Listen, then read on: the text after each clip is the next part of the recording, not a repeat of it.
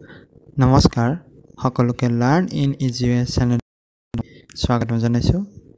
যোৱা ভিডিঅ'টোত মই প্ৰফিট আৰু লছ সম্পৰ্কে আলোচনা কৰিছিলোঁ, প্ৰথমটো খণ্ড আলোচনা কৰিছিলোঁ আৰু আজি মই লাভ আৰু লোকচানৰ দ্বিতীয়টো খণ্ড লৈ আহিছোঁ। আশা কৰোঁ আপোনালোকে এই ভিডিঅ'টো ভাল পাব আৰু ভিডিঅ'টো শেষলৈ মন দি শুনি যাব। ঠিক আছে, আজি মই প্ৰফিট আৰু লছৰ অনুপাতৰ সহায়তনো কেনেকৈ সমাধান কৰিব পাৰি সেই সম্পৰ্কে আলোচনা কৰি দিম। ঠিক আছে, ইয়াতে চাব অনুপাতৰ সহায়তনো কেনেকৈ, আমি অনুপাতনো কি বস্তু সেইটো জানিব লাগিব প্ৰথম কথা, হয়নে? গতিকে মই এটা দি দিছোঁ বাৰু, ধৰা হ'ল CP। মই আজি CP আৰু SP কৈ নাথাকোঁ আৰু প্ৰফিট বা লছ কেনেকৈ হ'লে সেই সম্পৰ্কে কৈ নাথাকোঁ, কাৰণ কিয় যোৱা ভিডিঅ'টোত মই গোটেইখিনি বিতংভাৱে আলোচনা কৰিছিলোঁ। যদি ভিডিঅ'টো চোৱা নাই চাই লওক। ঠিক আছে, CP মোৰ ধৰক CP দি আছে আপোনাৰ 200 টকা, 200 rupees দিয়া আছে ধৰি লওক।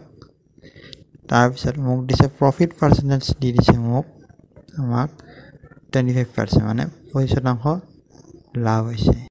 এতিয়া এইটো লাভ হৈছে, আমাক ওলাব হৈছে SP কিমান, SP অৰ্থাৎ চেলিং প্ৰাইচ, বিক্ৰী মূল্য কিমান ওলাব দিছে।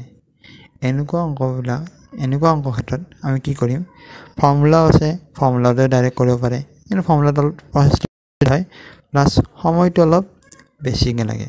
মই যিটো মেথড কৈ আছোঁ সেইটো খুব কম সময়ৰ ভিতৰতে আৰু একেবাৰে কম কেলকুলেশ্যনৰ মাজেৰে খুব সোনকালে সমাধান কৰিব পাৰিব। ঠিক আছে, এতিয়া প্ৰথম কথা, যেতিয়া অনুপাত আমি কিবা এটা বস্তু উলিয়াব লগা হয়, প্ৰথম আমি এই যিটো পাৰ্চেণ্টেজ দিয়া আছে পাৰ্চেণ্টেজটো লক্ষ্য কৰিব। ঠিক আছে, ইয়াত দিয়া আছে 25%। নেক্সট শ্লাইডত লৈ যায় এইকাৰণে দেখুৱাই আছোঁ। ঠিক আছে, আৰু ইয়াত ফাইনেল তথাপি ইয়াতো ভাঙি দিয়া 25%। যদি মই ফ্ৰেকশ্যন কৰোঁ কি হ'ব, মানে ভগ্নাংশ যদি লৈ যাওঁ ডিভাইড কৰিব লাগিব, কাৰণ পাৰ্চেণ্ট শতাংশ মানে 100, এই শতাংশ চিনটো 100 হৈছে, গতিকে 100ৰে ডিভাইড ভগ্নাংশত ৰূপান্তৰ হৈ যাব। এতিয়া কাটাকাটি কৰক, 25 1 বা 25 1 4 মানে 4 1 হ'ল। ঠিক আছে, ইয়াত ঠাই নাই, মই নেক্সট শ্লাইডত দেখুৱাই আছোঁ। ইয়াতে চাব মই কি কৈছিলোঁ, আমি পাৰ্চেণ্টেজ ভগ্নাংশ 1 হয়নে, আমাক CPটো মই কাষত লিখি লৈছোঁ, CP দিয়া আছিল 200। ঠিক আছে, 200 CP দিয়া আছিলে। এই যে তলৰ যিটো মান ভেলু হৰ, এইটো এটা CP হয়। ঠিক আছে, তলৰটো সদায় CP, কুৱেশ্যনটো দিব এনেকৈ সদায় CP মনত ৰাখিব। এইটো 1 দেখিছে, 1 মানে হৈছে প্ৰফিট।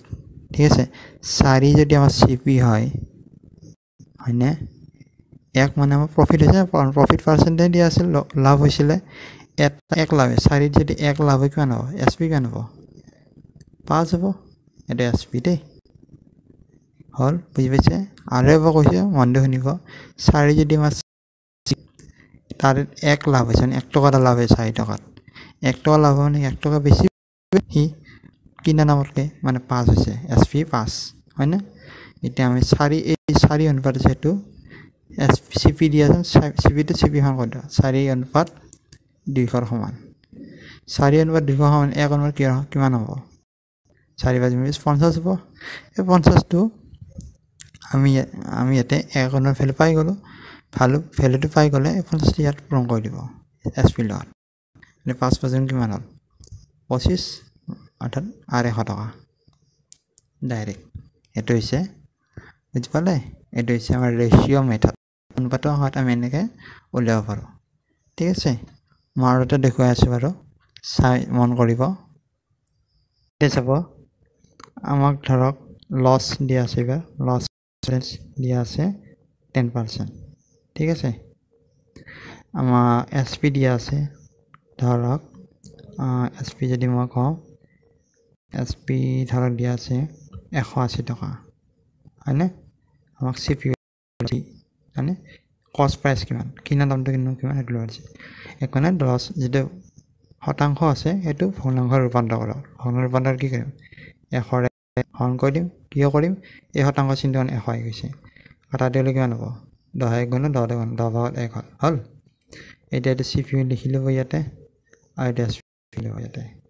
তলৰটো কি হয়, মই কি কৈছিলোঁ সদায়, CP হয় তলৰটো 10 যদি CP ইয়াত লছ হৈছে মন কৰে ইয়াত লছ হৈছে লছ মানে 1 টকা লছ হৈছে 10 যদি 1 টকা SP কেন হ'ব নহ'ব কাৰণ লছত কি হয় CP হ'লে ডাঙৰ হয় কষ্ট প্ৰাইচটো ডাঙৰ হয় মই যোৱা ভিডিঅ'টোত অলৰেডি ডিছকাছ কৰিছোঁ গমে পাই হয়নে ন এই 10 হ'ল এটা চাব আমি ৰেচিঅ' পাই গ'লো CP 10 SP 9 আমাক কি দি আছে SP দি আছে 180 দি আছে SP হয়নে 9টো 180 সমান কৰি 9 ৰেচিঅ' 180 হ'ল 9 ৰেচিঅ' যদি 9 অনুপাত যদি 180 সমান 1 অনুপাত কিমান হ'ব 9 ৰে 180 সমান কৰি কিমান যাব 9 2 18 20 হ'ল হয়নে এটা 20 পূৰণ কৰি দিব 20 যিমান এটা মান যিমান পাব সেইটো CP পূৰণ কৰি কিমান পাম CP কিমান হ'ব আমাৰ 200 ঠিক আছে মানে আমাৰ কষ্ট প্ৰাইচ হৈছে 200 টকা আমাৰ 10% আমাৰ তাৰ CP হৈছে 200